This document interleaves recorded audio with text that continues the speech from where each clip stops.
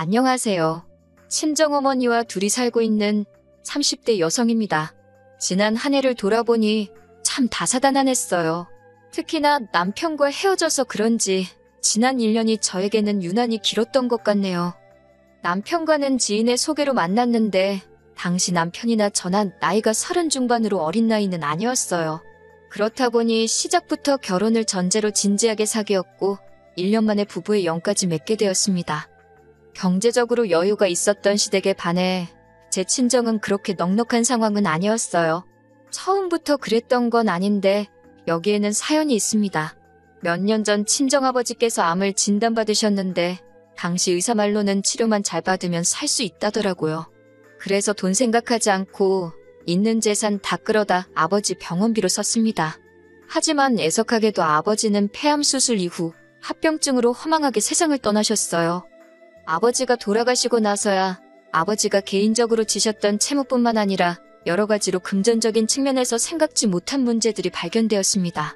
결국 빚과 재산 대부분을 포기해야 했고 그나마 어머니 명의로 있던 집은 지킬 수 있었네요. 이후로 어머니는 식당에서 일을 하며 본인의 생활비를 벌어 쓰셨고 저는 저대로 회사 생활을 하며 생활을 이어갔습니다. 저희 모녀 남들한테 손 벌리지 않고 사는 게 어디냐며 감사한 마음으로 살았지요. 그렇게 10년 가까이 살다가 제가 시집을 간다 하니 친정어머니께서 얼마나 좋아하셨는지 몰라요. 친정어머니께서는 3천만 원이란 큰돈을 내주셨고 저는 염치불 구하고 그 돈을 받았습니다. 변명 같지만 당시 제가 모아둔 돈이 5천 정도 있었는데 2억을 가져온다는 남편에 비하면 턱없이 부족하다 싶어서 그 3천을 받을 수밖에 없었어요. 하지만 청첩장까지 나오고 한창 집을 알아보던 시기였어요. 하루는 어머님이 집으로 저를 부르셔서 혼수나 예단으로 할 이야기가 있으신가 보다 하고 찾아갔는데 절 앉혀두고 말씀하기를 시아버지가 하시는 사업에 무슨 문제가 생겼답니다. 그래서 당장 해주기로 했던 2억은 못 해줄 것 같다고요.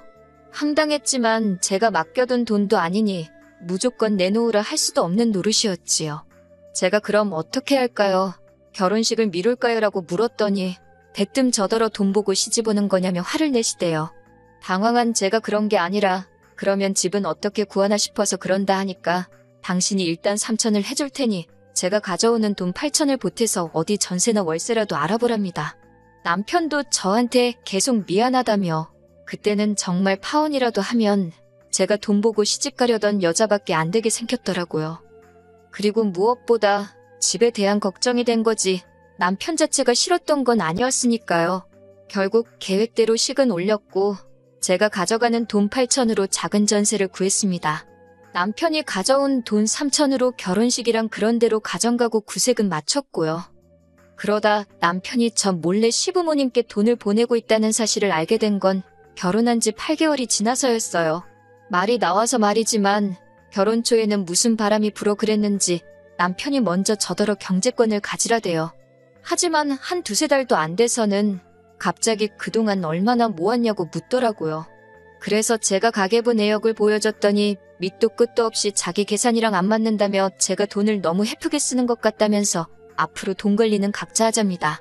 치사하고 억울하고 이깟 경제권이 뭐라고 괜히 가지고 있다가 더러운 꼴이나 보겠다 싶어서 그러자 했어요. 이후로 그렇게 저희는 각자 따로 돈 관리를 하게 되었습니다. 심지어 보험료랑 통신비도 각자 내자길래 그러라 했어요. 결국 같이 공동으로 부담하는 건 생활비랑 공과금 그리고 세금 정도였는데 이것도 제때 안 주려고 하더라고요. 결국 남편이랑 돈 문제로 대판 싸우게 되었습니다. 돈 벌어서 다 어디다 쓰고 다니길래 생활비도 안 주느냐고 제가 따지고 들었지요. 여자라도 생겼냐니까 자길 뭘로 보냐면서 지가 뭘 잘했다고 같이 소리를 지르더니 자기도 죽겠다며 그리고 나서야 한다는 소리가 아버님 사업이 망해서 자기가 시부모님 생활비를 대주고 있다는 거예요. 당시 남편 한 달 수입이 제가 알기로 300 남짓이었는데 200 이상씩 보내고 있었다니까요. 어이가 없어서 제가 남편에게 절대로 어머님 아버님께 더는 돈 보내드리지 말라 했습니다. 그러다 당신도 같이 망하는 거라고 우리 다 같이 죽는다고요.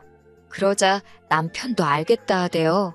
그때만 해도 남편은 제 말을 귀담아 듣는 듯 했어요. 희망이 있었달까요?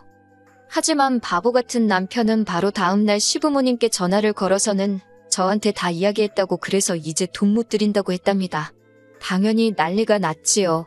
어머님께서 저한테 연락을 해오셔가지고는 네가 뭔데 내 아들한테 돈을 줘라 마라 소리를 하느냐고 그러면서 하시는 말씀이 있는 집 며느리 보면 목에 힘주고 다닐까 그 꼴 보기 싫어. 없는 집 며느리 고분고분할 줄 알고 반대 안 하고 받아줬더니 어디 감히 당신 아들을 조종하려 드느냐고 막말을 퍼부으시대요. 어머님의 막말보다 더 힘들고 속상했던 건 그런 상황에서 남편이 한다는 소리가 그러면 반만 드리면 안 되겠냐입니다. 자기가 벌어오는 돈에서 반은 우리 쓰고 반은 시부모님 드리자는데 그럼 어느 세월에 돈 모아서 애 낳고 집 사냐니까 그럼 뭐 자기 부모님은 모른 채 하고 사냐고 오히려 지가 목에 핏대를 세우대요. 한심하고 허탈하고 결국 남편이 저에게 매달 꼬박꼬박 200만 원씩 주면 나머지는 죽을 끓여 먹든 밥을 끓여 먹든 간섭하지 않기로 했어요. 솔직히 마음 같아선 부부지간에 이렇게까지 따져가며 살아야 하나 싶어 차라리 갈라서자 소리가 목구멍 끝까지 올라왔지만 친정아버지 돌아가시고 친정어머니께서 입버릇처럼 하신 말씀이 여자는 남편 없으면 사는 게 참 고달프단 소리였거든요. 그 소리를 귀에 딱지가 앉을 만큼 들어서 그런 건지 그때만 해도 용기가 안 나대요. 게다가 안 좋은 일은 한 번에 몰려온다더니 얼마 지나지 않아 청천벽력 같은 연락을 받게 되었습니다. 식당 일을 마치고 집으로 돌아가던 친정어머니께서 교통사고를 당하셨다고요. 다른 것보다 문제는 갈비뼈골절이었어요. 의사 말로는 4주 정도는 입원한다 생각하라대요. 앞으로 어떤 후유증이 있을지 모르니 옆에서 잘 살펴드리라면서요. 회사에는 사정을 이야기한 덕분에 당분간 야근에서 제외될 수 있었습니다. 그래서 낮에 회사에서 일하고 퇴근 후에는 불이 나게 친정어머니가 입원한 병원으로 향했어요. 그렇게 열흘쯤 되니까 친정어머니가 갑갑하다면 나가고 싶어 하시대요. 의사도 하는 말이 생각보다 상태가 금방 좋아지셨다고요. 그래서 다행히 친정어머니는 입원한 지 12일 만에 퇴원을 하게 되었습니다. 당분간 통원 치료를 받아야 한다는 말에 제가 같이 다닐 요량으로 저희 집으로 모셨어요. 남편이 못마땅해 하긴 했지만 일전에 어머님도 아버님과 싸우셨다며 막무가내로 일주일이나 계셨던 적이 있거든요. 그래서 자기가 이러쿵저러쿵 말할 상황이 못 되었지요. 그리고 친정어머니를 모시고 온 이튿날 웬일로 어머님으로부터 연락이 다 왔대요. 지난번 돈 가지고 한바탕 큰 소리가 오간 이후로 어머님께서 먼저 연락을 주신 건 처음이었지요. 솔직히 저는 늦게나마 저희 어머니는 어떠신지 물어보려고 연락하신 줄 알았습니다. 하지만 이게 웬걸 대뜸 하시는 소리가 다음 주엔 네 시애비 생일인 거 아냐입니다. 제가 알고 있다고 그래서 그렇지 않아도 그날은 모시고 외식이라도 할 생각이었다고 말씀드렸어요. 그러자 어머님이 저더러 외식이 웬 말이냐며 시집 오자마자 처음 만난 시애비 생일인데 당연히 네가 생일상을 직접 차려야 되는 거 아니냐고 그런 것도 안 배우고 뭐 했냐대요. 어이가 없던 제가 남편에게 들으셨겠지만 사고로 다친 친정어머니가 지금 여기 계신다고 잘 아시지 않냐고 저도 그러면 안 됐는데 너무 속상해서 조금 빈정거려봤네요. 그러자 어머님께서 하시는 말씀이 그건 들었다면서 퇴원했으면 자기 집으로 가지 왜 니네 집으로 온 거냐며 아무튼 아버님 생일잔치는 니네 집에서 할 거라고 그런 줄 알랍니다. 이미 친척분들한테도 다 얘기해뒀다고요. 하지만 저도 지지 않고 막무가내인 어머님께 지금 친정어머니 거동도 불편하시고 어디 다른 데로 못 모신다. 생일상이고 뭐고 못 챙기고 잔치는 가당치도 않다고 딱 잘라 말했네요.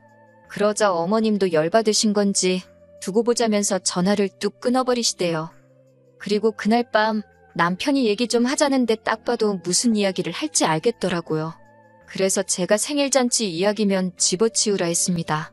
그렇게 생일상 차려드리고 싶어서 미치겠으면 당신이 어머님 댁에 가서 차려드리면 되지 않냐고. 그게 굳이 우리 집이어야 할 이유가 있냐. 그리고 지금 친정어머니가 아프신데 내가 시아버지 생일상 차리게 생겼냐고. 그랬더니 남편이 한다는 소리가 저더러 지금 자기 부모님이 망해서 무시하는 거냐고 그래요. 어이가 없어서 그건 어디서 나온 자격지심이냐고 그러면 당신이랑 시부모님이 우리 엄마 무시하는 건 뭐 때문이냐 그랬습니다. 모 눈엔 뭐만 보인다고 똑같은 사람 취급하지 말라니까 얼굴이 벌개져서는. 그리고는 한 이틀이나 지났을까요? 친정어머니는 방에서 주무시고 저는 거실에서 TV를 보고 있었어요. 남편이란 인간은 꼭두 새벽부터 어딜 갔는지 보이지도 않고 이때 솔직히 한참 냉전 중이라서 저도 굳이 관심을 두지 않았습니다. 갑자기 요란하게 현관벨이 울려서 나가보니 어머님 아버님이 문 앞에 서 계시대요.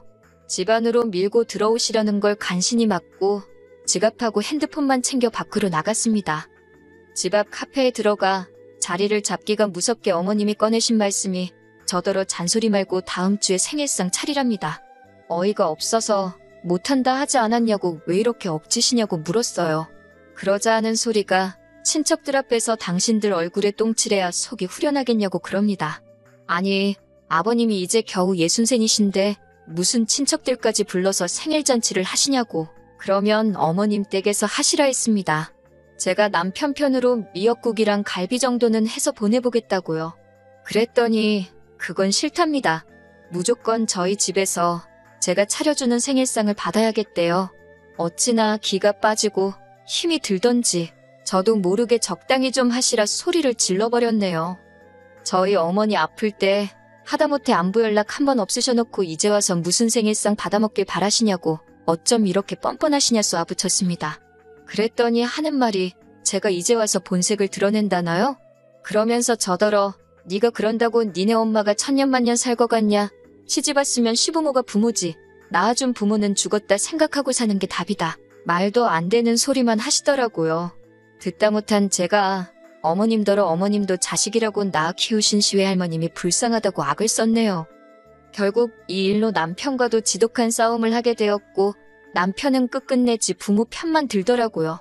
뻔한 레파토리 있잖아요. 그냥 적당히 져드리면 안 되겠냐. 장모님한테 하는 만큼만 해드려봐라. 아니, 니네 엄마가 나한테 그렇게 안 해주는데 내가 왜 그렇게 하냐? 어이가 없어서 결국 끝도 없는 싸움의 반복 끝에 이럴 거면 갈라서자 소리가 나왔고 그렇게 헤어졌어요. 남편이 자기가 3천만 원 가지고 오면서 시골리고 어쩌고 했다며 그 돈 돌려달라길래 너는 나랑 사는 동안 내가 해온 집에서 안 자고 어디 밖에서 잤냐고 또 싸우고 제가 그렇게 억울하면 네가 사온 거 들고 가라 했습니다. 그랬더니 그걸 어디다 두냐고 짜증을 내더니 결국 빈몸으로 나가대요. 그렇게 1년 좀 넘는 결혼 생활은 아주 지저분하게 마무리가 되었어요. 친정어머니는 이 긴 세월을 여자 혼자 몸으로 어떻게 살 거냐고 걱정하시지만 저는 오히려 홀가분한 게 별로 걱정이 되질 않아요. 그리고 이렇게 사연을 쓰게 된 결정적인 이유기도 한데 사실은 며칠 전 남편의 근황을 들었습니다. 들리는 말이 시부모님도 그렇고 남편까지 손 떼면 안 되는 데까지 손을 댔던 모양이에요. 결국 주변에서들 돈 갚으라고 난리가 나서 고소까지 당했다던데 저야 그걸 알아서 헤어진 건 아니지만 그 동그렁텅이에서 빠져나온 게 얼마나 다행이다 싶던지요. 늦은 후회지만 결혼 그거 조금 늦게 하면 어떻다고 제가 너무 신중치 못했던 게 안타까워요. 물론 이제는 돌아갈 수 없는 시간이니 그만 속상해하고 앞으로 다가올 날들을 열심히 살아볼 생각입니다.